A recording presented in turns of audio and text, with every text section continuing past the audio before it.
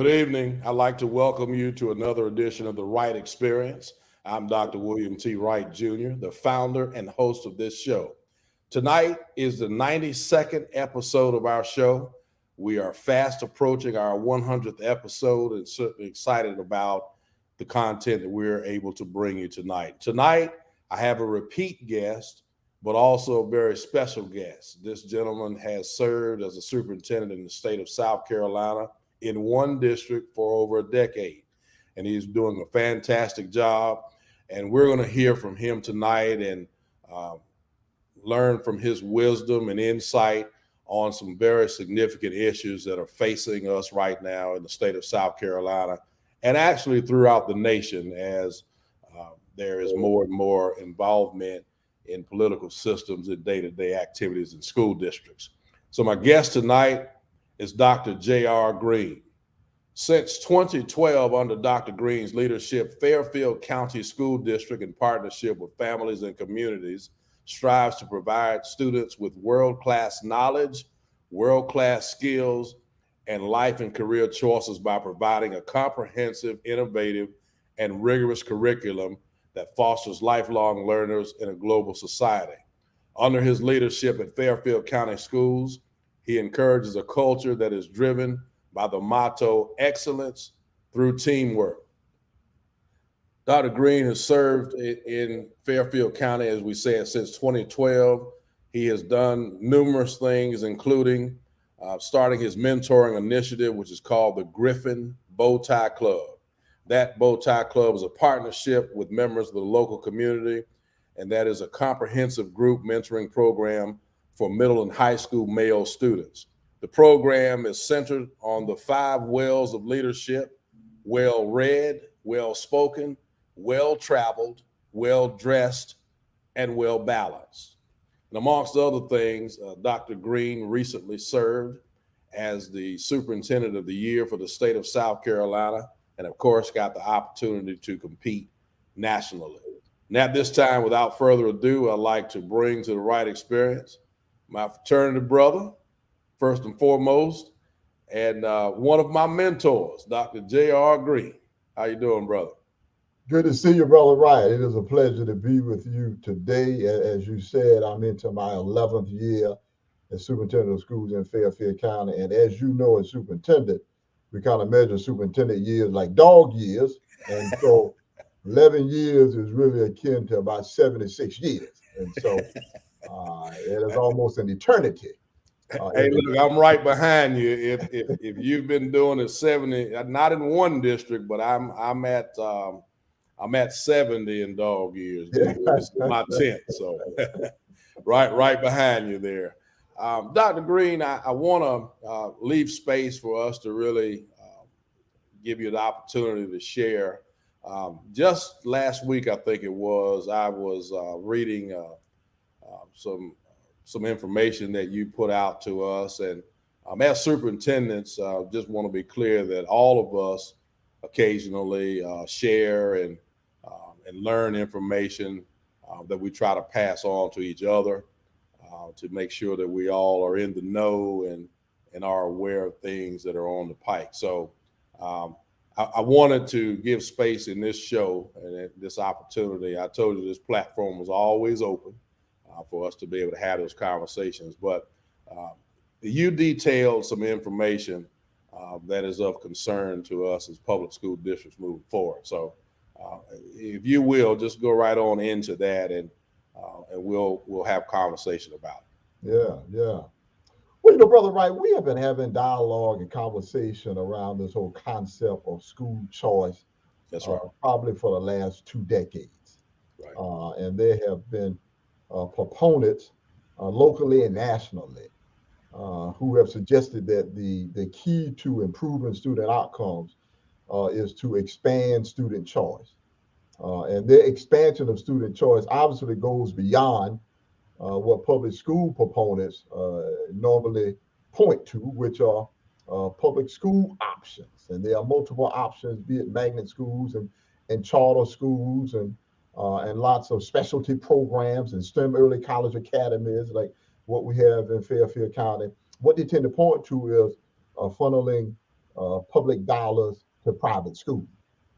And there has been a constant drumbeat of if we're going to improve outcomes in public schools and we are going to empower parents, then we have to expand this concept of school choice. And historically, public school folks have been opposed to it, primarily because the South Carolina Constitution prohibits it. Right. And so it's pretty clear in the Constitution that it's not in alignment. But in addition, folks point to the fact that any resources that you take out of the public school system to give to private school, then that obviously is detrimental to the public system. Well, William, I begin to think about this whole debate and said, well, let's stop having a debate about whether it's really going to be effective. Obviously, the constitutional question will be answered as well. But if people truly believe that this expansion of school choice will improve outcomes, and they really believe that we should empower parents, then let's make it happen. And let's see whether it truly does improve outcomes. And so the piece, the editorial that you probably are referencing was titled, Do the Advocates of School Choice Really Believe in School Choice? And very often, the advocates of school choice tend to want to debate it through a very theoretical lens around what school choice means, but not necessarily through a specific lens of what's in the actual bills that pass. And I make the argument that S39, which has passed the Senate and is now moving through the House, really is not school choice at all. I make the argument that S39 really does not empower parents at all. And so if you're truly trying to empower parents, if you're truly trying to tell parents that we want to provide you an opportunity to put your child in a school that best fits his or her needs, this bill doesn't do it. And a couple of specific examples why. The first point, Will, is that the bill that was passed, once again, I keep going back to the bill and not necessarily school choice through this conceptual lens.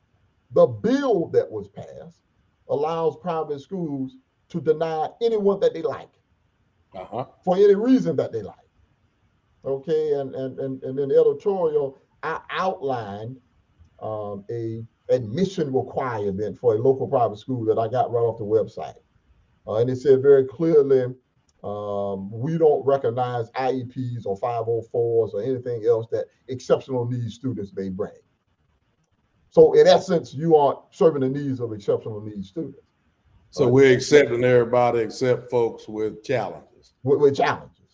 It clearly says, Will, which I was surprised to hear, that they don't serve pregnant students and they don't serve parents. So if you've had a child or if you are with child, then you can't be a part of our school system. They go on to say that they have the right to reject any application for any reason that they deem necessary.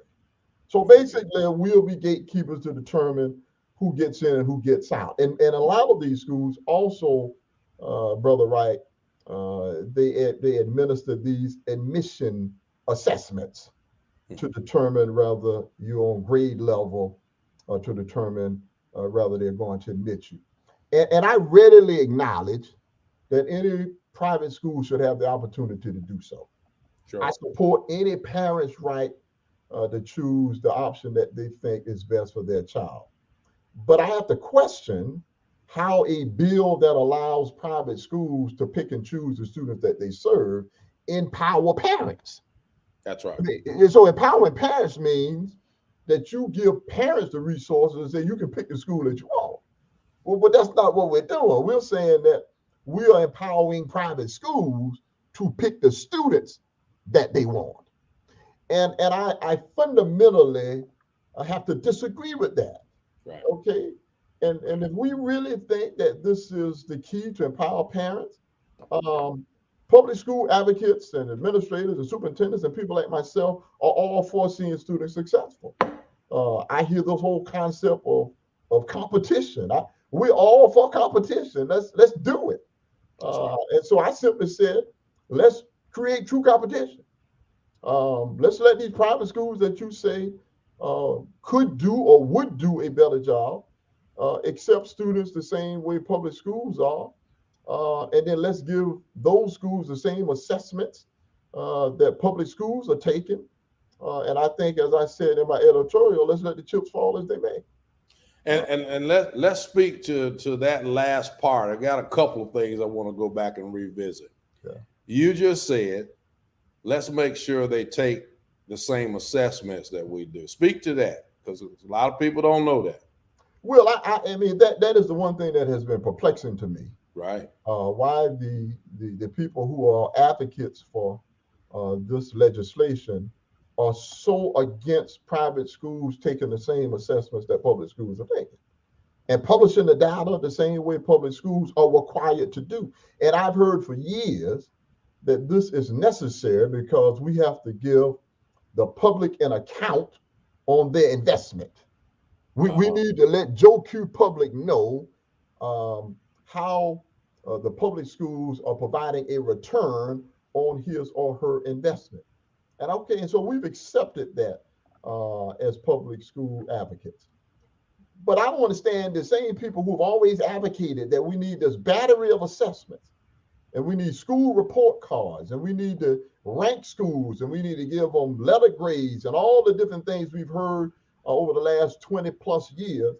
When we say, okay, now let's give public money to private schools, but let them take the same assessments we're taking so we can compare apples to apples. No, we absolutely cannot do that. And will some of the arguments that I've heard against that are, well, private schools aren't necessarily teaching the same curriculum as public schools. And I said, well, all public schools don't teach the same curriculum. Right. I mean, we have standards that we teach, but what curriculum you use in Sumter has nothing to do with what curriculum we use in Fairfield. Doesn't need to be the same curriculum in Myrtle Beach or Greenfield. Right. But what we do agree on is that a third grader needs to be able to do certain things. A kid who's taking Algebra 1 needs to be able to complete certain tasks. And so it doesn't matter what curriculum you're using. If you're truly preparing your students as well or better, then I don't see what the big deal is about taking the same assessment. But let's be clear, the bill that has been passed, that has passed the Senate, would provide public money to private schools and allow them to pick the assessment that they want to administer. That's not in there, is it? Really? That's in there. That is in there, right? To pick the assessment that they would like to administer. And I'll tell you, my senator, Senator Fannin from Fairfield, who was very engaged in this debate, even tried to propose an amendment to the bill that said, well, public schools want to take whatever assessment the private schools want to take. And that amendment failed. So you don't want to take the same assessments that we're taking, and you don't want us to take the same assessment you're taking. Okay? So I would just ask anyone out on the listening audience, if you say you're doing a better job than public schools, would you not be clamoring for the opportunity to prove it? Yeah. Right. And once again, if people think this is a solution to improve outcomes, I'm all for it. But let's put the proof in the pudding, folks. If you say they're doing a better job, let's take the same kids. Let's take the same challenges. Let's take the same assessments, and let's see how the chips fall. So you mentioned, Dr. Green, you probably knew I was going here. You mentioned that F word, funding. So explain what happens when a child's parents, a child's family decides for the child to not attend a public school and go to a traditional public school and go to either a charter or a private school. Explain what happens with funding. Yeah, and so right now, the state funding goes with the child, as they say. Uh-huh. The funding follows the child. And so right now we don't have a bill that allows funding to follow a child to a private school. Obviously, the funding would follow the child to a charter school or to a different public school. But right now, the proposal is for funding to follow the child to the private school, and the amount that has been identified in this bill is $6,000. Uh-huh. So they're saying $6,000 will be provided to the private school who elects, and once again I use the word elect, brother, who elects to serve a student, because I remind people public schools enroll, private schools have the option of admitting. That's right. And there's a big difference between enrolling and admitting. And we see it, enrolling means everybody who comes to Fairfield County we serve, whether you got two parents or you're homeless, whether you're on grade level or whether you 4 grade levels behind, whether you're regular ed, special ed, rather it doesn't matter. And we obligated to serve everyone. We don't have the luxury of the sitting at the door and saying, well, you aren't on grade level, your parents aren't involved. We have all these, you have all those issues, so we can't serve you. We obligate to serve them. And so I simply make the assertion, once again, that if you want to serve, if you want the public dollar, you got to take the public kid as well. You can't have one without the other. But to get back to the point about the dollars, that $6,000 would leave the public system and go to the private school. Now, the other part of that that people aren't talking about is, even in this bill, the private schools that would receive that funding still aren't obligated to provide lunch for students. So maybe you were getting free lunch at the public school, they're not obligated to feed you once you get to the private school. They aren't obligated to provide any transportation for you. So even though you're riding the bus to public school, that $6,000 that you get that will go to the private school, now the parents got to figure out how they're going to get you back and forth to school every day. This whole issue about exceptional needs students. And so you have students with 504s and IEPs who have who we are by law obligated to serve their disabilities. I mean, you got private schools who are saying, well, we are not serving any disabilities. I mean, you have to just get in where you fit in. And so, and on top of that, Will, then we get into the question of who's supposed to make up the additional funding, particularly if this is supposed to serve students of poverty. So if a school is $14,000 a year, and they're giving them $6,000 a year, then I guess theoretically, the parent is going to be required for coming up with the other $6,000. I mean, what are the $8,000? Okay, because getting $6,000. So parents are going to be responsible for coming up with the other $8,000. And so, as you can see, I mean, all the talk that this is a bill that really provides opportunities for disadvantaged families, I just don't see it in the bill. Once again, all the people who make arguments about this whole conceptual idea of school choice, I keep going back to the bill. Let's look at what's in the bill. And to just give you a little historical context, Will, this occurred in South Carolina, I think, in 1965. When I said occurred, there was public money that was funneled to private schools back in 1965.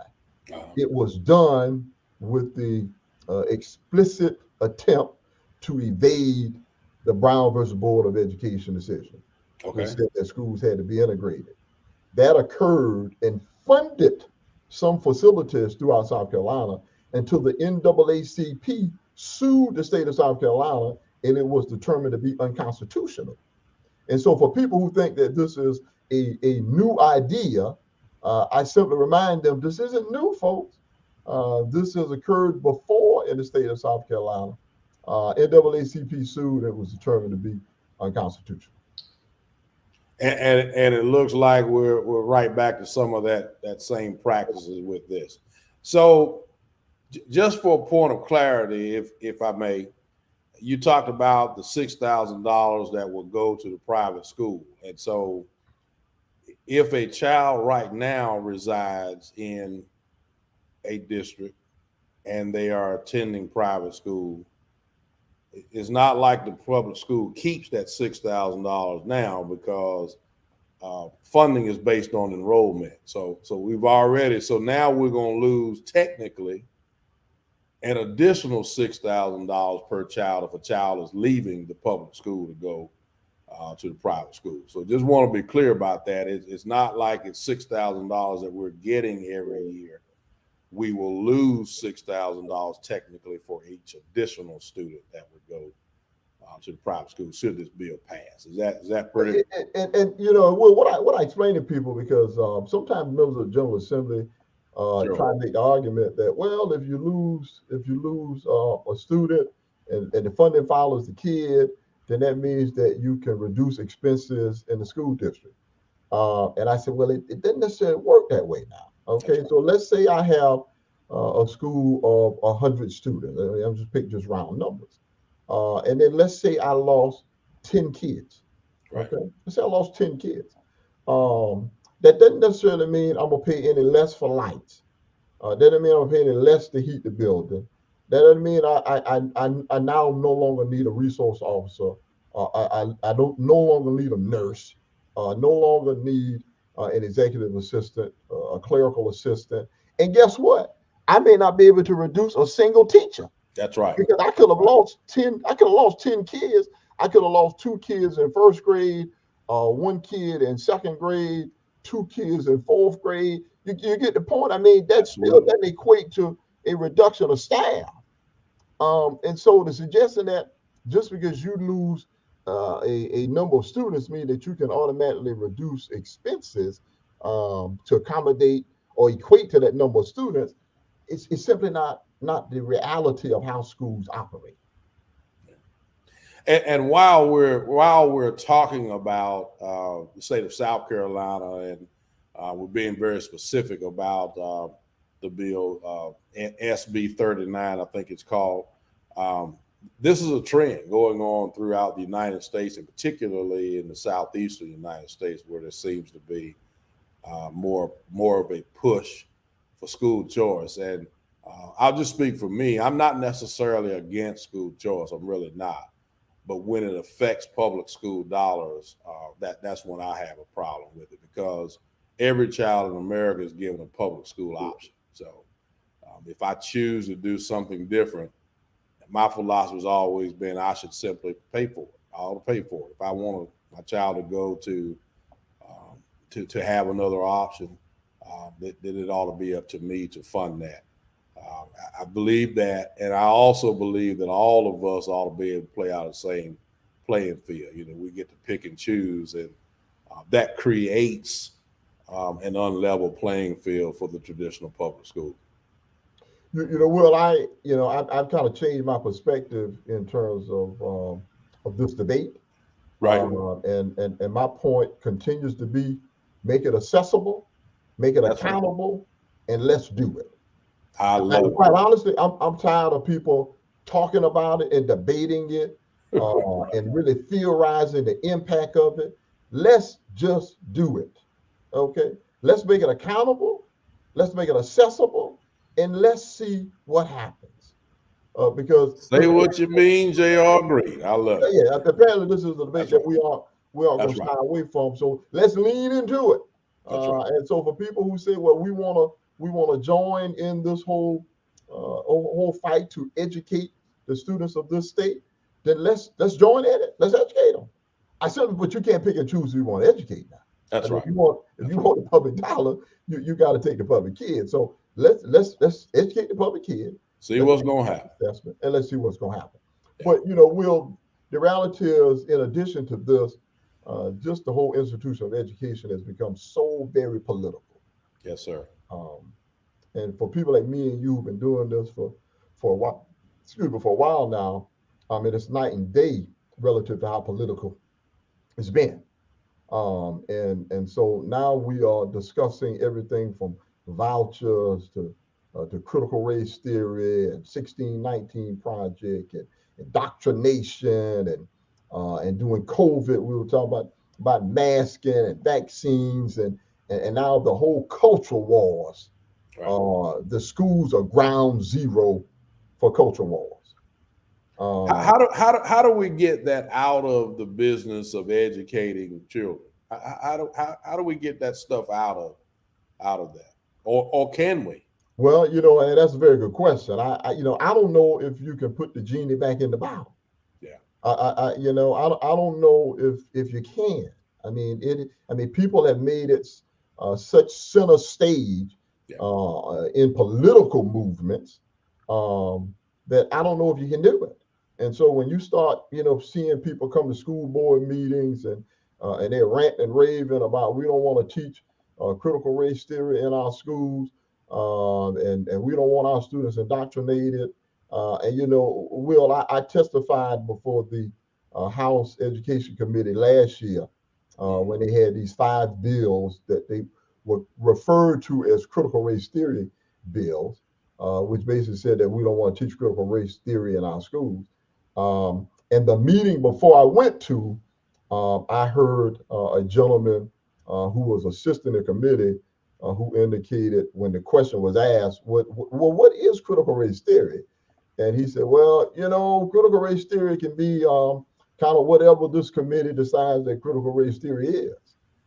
And this is before I went to testify. And as someone who has studied that as a part of my doctoral studies, sure. I listened to that and said that was absolutely bizarre. And I said, I want just imagine if I just tried to redefine B.F. Skinner's behavioral theory. Okay, I mean, so B.F. Skinner has a behavioral theory. I just can't redefine it and say I'm going to make it whatever I want it to be. I mean, it is an actual theory. And so critical race theory is really no different. I mean, so there is an actual theory, critical race theory. It was developed by actual scholars. That's right. Primarily Derek Bell, Kimberly Kim Crenshaw, Richard Delgado, and these were legal scholars. The irony about that whole conversation, Will, which is it can be whatever you want it to be, is that Kimberly Crenshaw still teaches law at Columbia University. That's right. Right now, that's right. Richard Delgado still teaches law at University of Alabama. So the people who developed this whole theory, other than Derek Bell, who since passed on, are still alive, still teaching law. And so if we have any question about what it is, we have the fortunate opportunity to really have conversation with the people who developed it. I mean, unlike B.F. Skinner, who has since departed, I can't go talk to him. I can read about what he said. Right. If I want to read about Maslow is no longer here. Maslow's hierarchy of need, but I can read about it. I can't go interview Maslow. But these individuals are still around and still teaching. And I just want to share with your audience, in a nutshell, what critical race theory is. I mean, because you've heard so much about it. Let's just talk about what it is. Well, these legal scholars suggested or theorized that racial discrimination and prejudice is more than a function of just an individual's feelings about another individual. Right. So in other words, this whole concept of discrimination is much bigger than rather you dislike me or you have racial animus towards me because I am Black. Okay. It has become ingrained in our educational systems, our political systems, our economic systems, our financial system, hence the term systematic. Okay, so critical race theory just suggests it is greater than individual prejudice. It is ingrained in systems. And so when I talk about systems, I often use this example. This is a book we'll call The Color of Law. Okay. It's a very fascinating book. If you've not read it, you got to read that. So The Color of Law really talks about the concept of redlining, particularly that started in the 1930s. And so for me, with the term redlining is where the government basically segregated communities and did not back federal loans for African Americans. And so they drew a line around African American communities and basically said, these are high risk areas and the government will not subsidize and back federal housing loans in these areas. They also said that if you create subdivisions, we will not back those loans if you sell homes to African Americans, which intentionally segregated our communities. And so when you talk about a system, a systematic disenfranchise, redlining would be a perfect example. And when you talk about the wealth gap that exists in this country today, I Right. want you to think about how most families accumulate wealth. Most wealth across this nation is accumulated through home ownership. Uh-huh. And so if we went decades where people of color were not provided an opportunity to own homes, then that automatically creates a wealth gap that it continues to be exacerbated over time. And so that's a perfect example of what a proponent of critical race theory would point to and say, well, when you look at the wealth gap, this isn't simply a function of people being discriminated against by individuals. This is something that has been manifested through systems that were created over time. And so, whether people want to agree with that theory or not is obviously up to them. But let's just be clear about what critical race theory asserts. And it has nothing to do with saying you dislike someone because of the sins of their forefathers, or you saying they're responsible for the sins of their forefathers, or all these other kind of bizarre things that I've heard over the years about exactly what critical race theory is. So that's what critical race theory would assert. And as I said, this was something developed by law scholars. It is something primarily taught in law schools and graduate programs. So when I hear people say that we're teaching critical race theory in our K-12 system, quite honestly, as you heard me give a quick, brief synopsis, I mean, it is a very complex kind of theory, and it is something so much greater than what anybody is doing to a sixth grader to an eighth grader. I mean, so this isn't anything that we're teaching in any K-12 schools. And quite honestly, Will, I didn't study critical race theory until I was doing my doctoral studies. And so I had gone through Same here. high school, undergrad degree, two master's degrees at University of South Carolina, and wasn't introduced to this theory until my PhD studies. And so to suggest that this is Same something, here at North Carolina State University in my case, absolutely. And the bottom line is the T in CRT stands for theory. yeah. I mean, it is a theory. That's what it is. It's not I don't know, a militant strategy or whatever it is that people think it is. Thank you for sharing that with the audience.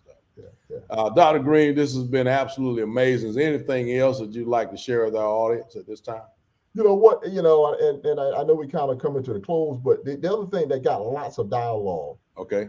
during this whole debate was the 1619 project. Yep. Let's Nicole talk about Hannah that. Jones long form research project that really looked at kind of the intersection between race and America. And people were just constantly referencing the 1619 project. Well, there were several things out of the 1619 project that I found absolutely fascinating. For those who've not read the story of Isaac Woodard, it's referenced in the 1619 project, but it's a book called Unexampled Courage, the blinding of Isaac Woodard, who was from Fairfield County, ironically, who was blinded in Batesburg, South Carolina, and she references that. But just to say a little bit more about the 1619 project, there's a Hulu special on the 1619 project, and they cover all kinds of topics. And I would encourage anyone, whether you agree with the 1619 project or you think you're against the 1619 project, because very often people who say they're against it have never read it, have never studied it. Right. I would encourage you to spend a little time. Go to that Hulu. It's only about 5 episodes long.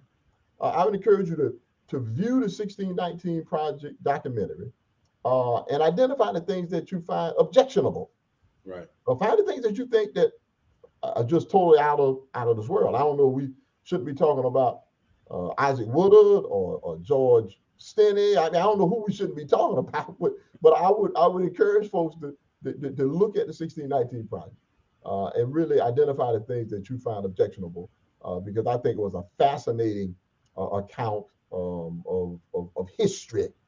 And the reality, Will, is that all history isn't glamorous.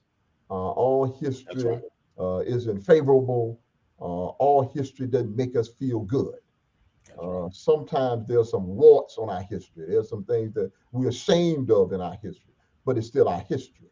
And And that's okay, isn't it, Brother Green? it That's doesn't okay. divide us. It's just an Absolutely. acknowledgement of our history. Absolutely. Absolutely. And I think that's, there's a saying somewhere in a book that we all should be familiar with: people perish for the lack of knowledge, right? So sometimes we just got to read and study to make sure that we know more, show ourselves approved, I think it says somewhere. And so thank you for that. Thank you for sharing that with me, Dr. Green. This has been extremely enlightening. I'm looking at my viewership numbers. We got a lot of people paying attention to what's being said tonight, and I thank you for agreeing pretty much on short notice to come and do this work. If you'll hold on with me just a minute, we'll come back and close out the show. Thank you. My guest next week on the Wright Experience is a young lady that I recently met, who is a big-time curricular leader. She now works for the association, a National Association of School Curriculum Development. Her name is Ms. Shantae Knight. We're looking forward to talking with her next week right here on the Wright Experience. That show will begin at 7 o'clock p.m. Later on this month, we'll also be talking to another one of Dr. Green and my fraternity brothers, Dr. Jerry Oates, who recently just became a deputy superintendent in the state of North Carolina at the state level. And so we're looking forward to hearing about his new job and so forth. As this show continues, we're looking forward to having you continue to reach out to us to tell us about content and people that you'd like to see and subject matter. I told you all in the second year and beyond that we were going to push the envelope some. We were going to talk about matters to get us to that next level of good, strong leadership and leadership for all students. Traditional public school leaders have to serve all students. In addition to that, we will expand the envelope, as we have already started to do, to have leaders across all disciplines. We don't turn anyone down that wants to come be a part of this show and impart knowledge to our audience. I'm so excited about the fact that the audience is continuing to grow. Every week now, I'm amazed by people that I see all across everywhere I go just about now that have said that they've been impacted by this show. I'm absolutely grateful for it. We're just a little bit over 2 years old, and I plan to continue this as long as I can. So, Dr. Green, my brother, once again, as always, I'm certainly glad that you agreed to be a part of this and impart your knowledge. You brought it like you always do, brother, and I'm always proud of you and the work that you do and your leadership, and certainly glad to have been able to call you a colleague for a decade now. I didn't know if we would make it a decade with the changes that have happened, but you're doing well, and we're proud of your leadership and your work. Well, I appreciate the opportunity to come join the show today and discuss some of the issues around the issue of public education. Yes, sir. And I would encourage your audience to stay engaged. Absolutely. Stay engaged, to watch what's going on around this institution that I think is the cornerstone to democracy. Absolutely. To the Wright Experience audience, I want to thank you for viewing and watching, and good evening.